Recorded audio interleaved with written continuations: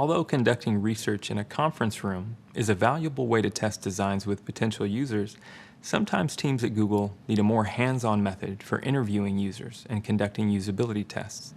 In this video, I'll tell you the story of how the Google Maps team expanded its understanding of how people get around in countries like India and Indonesia. Their first-hand learnings changed the design of Google Maps. In large, densely populated cities like Delhi, India, and Jakarta, Indonesia, traffic is a real headache. In a car, someone might be stuck in traffic for several hours per day. So, locals have found a way around this obstacle: two-wheeled vehicles like scooters and motorcycles. They can weave around traffic and take shortcuts a car can't. The problem? Mapping applications like Google Maps were built for cars. Although cars and scooters drive the same roads, the drivers don't have the same ability to use Google Maps. For example, someone driving a car can listen and see directions as they drive. Although this is still possible for someone driving a scooter or motorcycle, it's much more difficult. They're likely wearing a helmet which covers their ears. The road noise is louder and harder to block out, and even having visible access to a mobile device while driving a scooter or motorcycle is complicated. A few years ago, a team of UX designers, researchers, engineers, product managers, and marketers from around the world traveled to the region to meet with locals. They interacted with locals in traffic, in their homes, and even on the backs of their motorcycles. The team valued the immersive experience of actually riding through traffic and experiencing the bugs in the Google Maps app in real time. So what insights did the team learn from their research? First, the team discovered that it is difficult to follow a map while driving a motorcycle. So many drivers memorize their routes beforehand. This insight was valuable in the design stage. It helped UX designers make the trip instructions more glanceable and memorable. Researchers also realized that pointing out landmarks during the trip is especially important for drivers of two-wheeled vehicles. The team took this insight and added more landmark references to the directions in Google Maps. Another research insight the team applied to the app was the addition of more language options. India alone has 22 official languages and thousands of local dialects. Indonesians speak hundreds of languages as well. Giving drivers more language options means they're more likely to understand the map's directions. Finally, another way that researchers applied their insights to the app experience was by customizing the directions themselves. Before, drivers of two-wheeled vehicles would be frustrated when they were expected to drive roads that were inaccessible to them because the terrain was too rough or the speeds weren't safe. In addition, driving a two-wheeled vehicle lets you take shortcuts through narrow alleys and roads that a car can't travel through. Now, users can switch Google Maps to two-wheeler mode, which changes the route that Google Maps recommends. This benefits users because it reduces time spent in traffic and provides them a more accurate estimated arrival time. Traditional research like asking riders to test a new app feature, collecting feedback, and compiling data is always a useful process in the UX world. However, field research, or first-hand observation of people in their natural environment, is incredibly valuable too. It allows researchers to collect audio, video, and in-person experiences. These personal experiences help the UX team truly empathize with its users and understand exactly what each person needs. Pretty great, right? Not every app or feature update requires this kind of hands-on research, but recognizing when your team would benefit from an authentic experience is a great skill to hone while you're building your knowledge of the research and design process. Pretty soon, you'll be taking on all the research and insights you've collected and iterating on your own designs. When you do, keep the story of the Google Maps team in mind. It might just inspire you to empathize with your users in a new way. You've carefully planned your UX research study and conducted the research with participants. You're ready to turn your observations from the research into actionable insights. In this video, you'll learn what this process looks like in practice. First, let's review what an insight is in the field of UX design.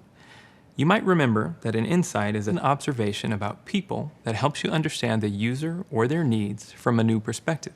Insights can help us figure out how different pieces of data relate to each other. Insights also help explain what data means and what to do with it. So how can we come up with a list of insights? I'm glad you asked. In just 4 steps, we can turn the observations from our research into actionable insights. First, we need to gather all of the data from our usability study in one place. We might have collected data in various formats, such as stacks of sticky notes, a spreadsheet, audio notes, or even a notebook with our scribbles. You also need to gather together the notes from everyone who observed the usability study. Great. Step 2, organize the data. This is where we take the data gathered in Step 1 and arrange it.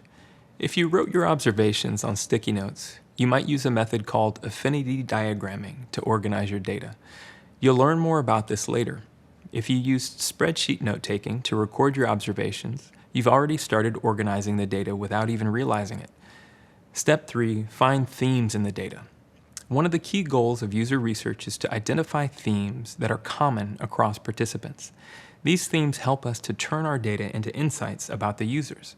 You'll find that UX designers and researchers often use the words, patterns, and themes interchangeably. Technically, they're a little different, but for the sake of simplicity, we're just going to use the word theme. Finally, come up with insights for each theme. We want to write an insight that tells the design team how to improve the product based on a theme. Depending on the amount of data you've collected, you should be able to come up with a handful of themes and insights. And that's it. You're starting to get the hang of how to turn observations from your usability study into insights. You're well on your way toward what we call synthesis, which is combining ideas to draw conclusions. In the following videos and activities, we'll go into each of these steps in more detail. In the next video, we'll dig into the first 2 steps, gather the data in one place and organize the data. Let's dig into the first 2 steps to turn observations into insights. As a reminder, the first step is to gather all of the data from our research in one place. Let's say you and your teammates took all of your notes during the usability study on sticky notes. You now need to gather everyone's sticky notes in one place. Then it's time to organize the data so that it's easier to interpret or understand. One method you can use to organize data is called affinity diagramming, which is what we'll discuss in this video. Let's jump right in.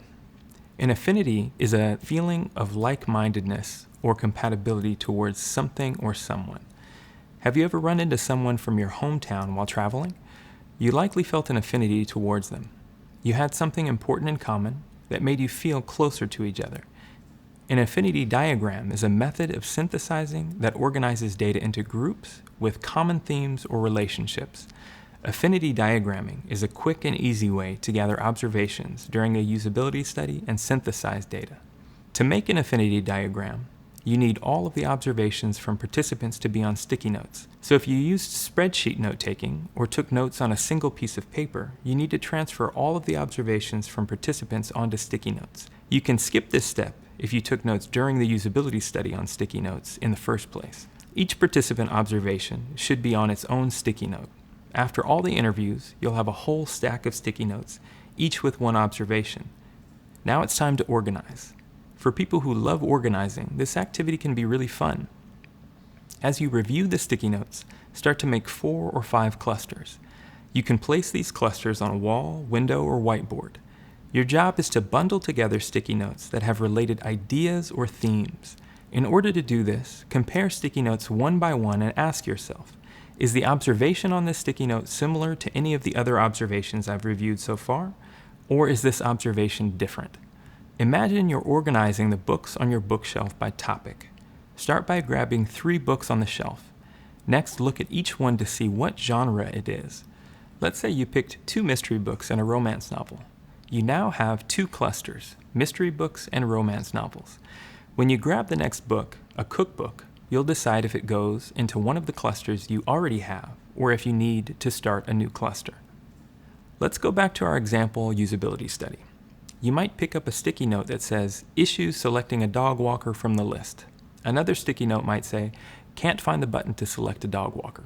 Even though these are different observations, they are related because they're both about selecting a dog walker from the list of available options. In other words, the participants got confused in the same place. So you should cluster those notes together.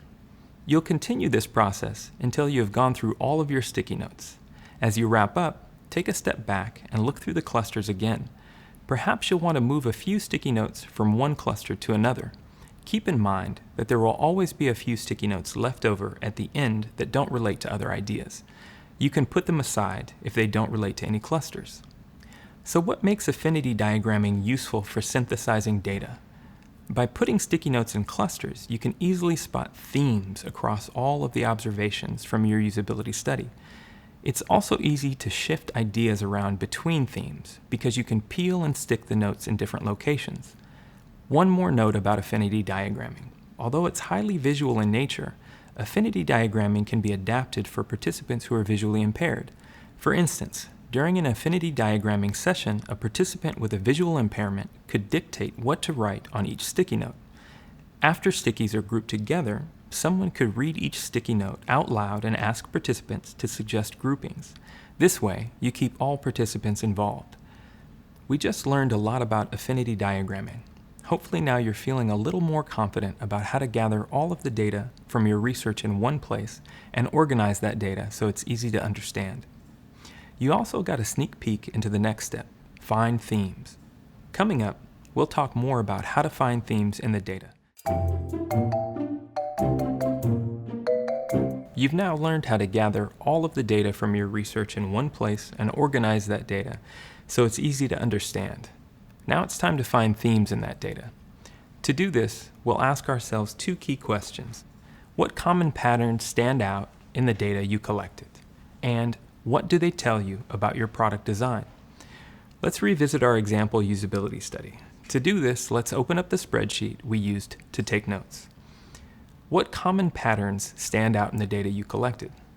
Look for rows where there are a lot of ones, which might indicate a pattern.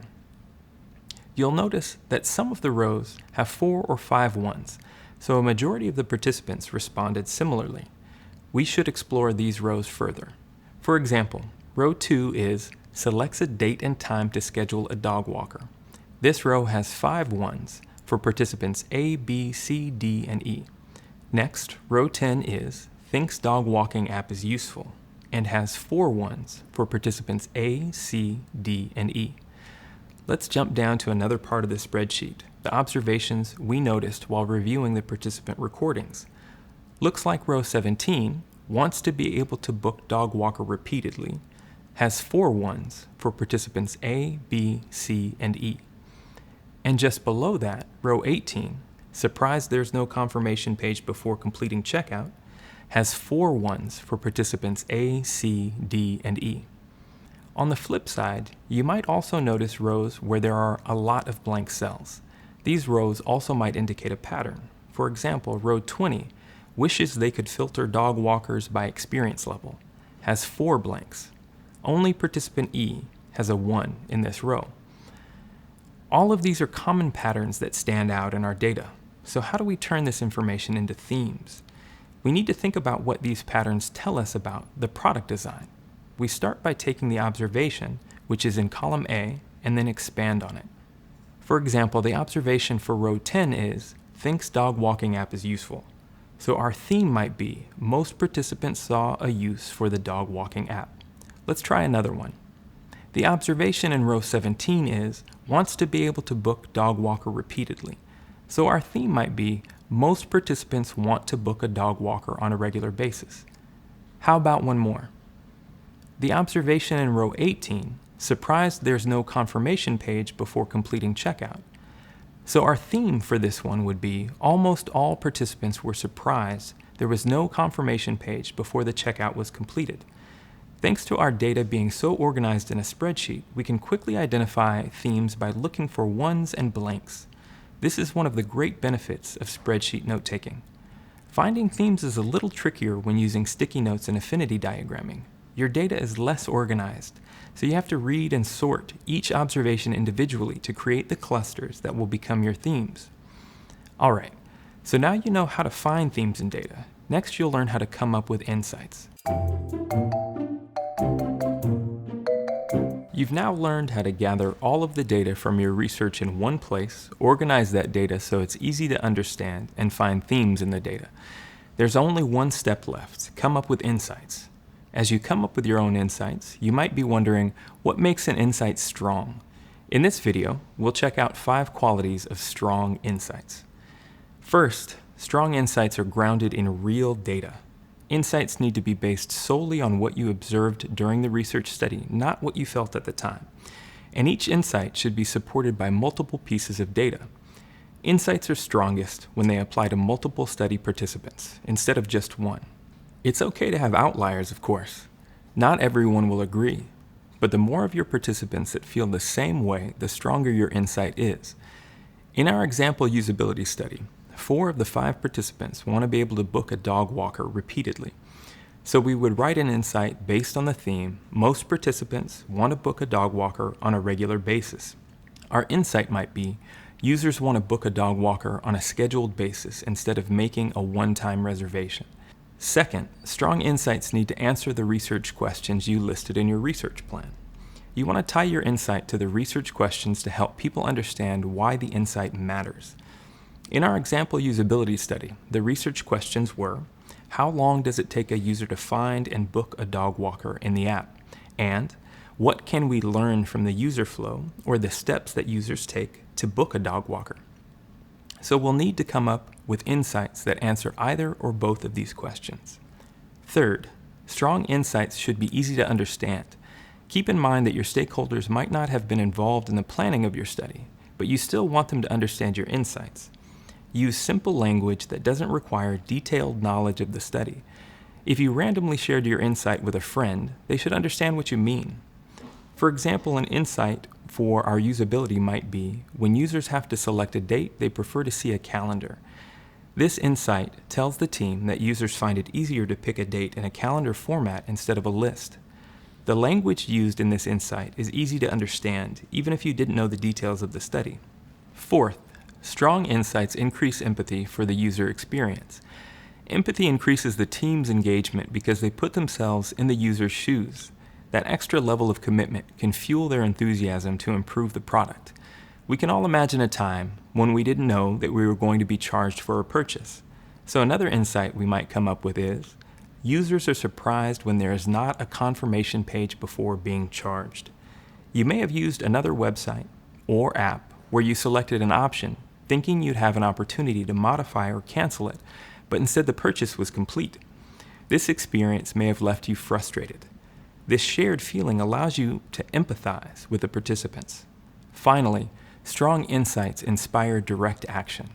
For example, an insight that states the dog walker app is useful does not suggest an action, but an insight that states users want to book a dog walker on a scheduled basis instead of making a one-time reservation tells the team that this part of the user experience needs to be adjusted. Remember, UX research is all about identifying problems, finding solutions, and testing those solutions.